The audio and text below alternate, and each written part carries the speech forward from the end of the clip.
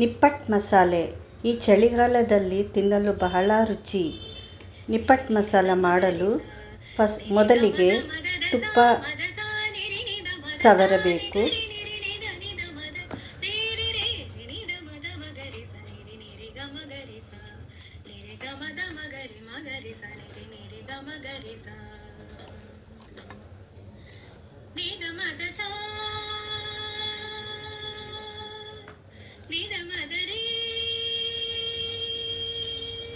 ನಂತರ ಉಪ್ಪಿನಕಾಯಿ ರಸ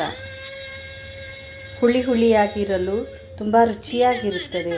ಉಪ್ಪಿನಕಾಯನ್ನು ನಿಪ್ಪಟ್ಟಿನ ಮೇಲೆ ಸವರಬೇಕು.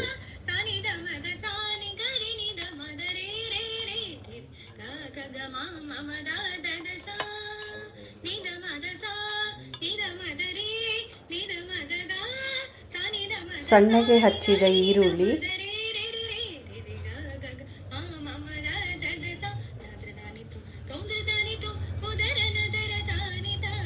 ಕ್ಯಾರೆಟ್ ತುರಿ,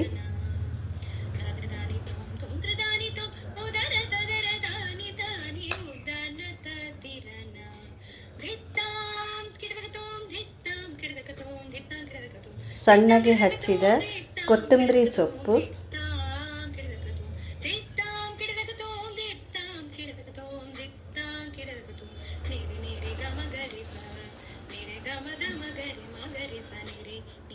ಗರಿಯಾಗಿರುವ ಕಡಲೆಪುರಿ ಹಾಕಿ ನಾವು ಬೇಕಾದರೆ ಮಿಕ್ಸ್ಚರ್ ಸಹ ಸೇರಿಸಿಕೊಳ್ಳಬಹುದು.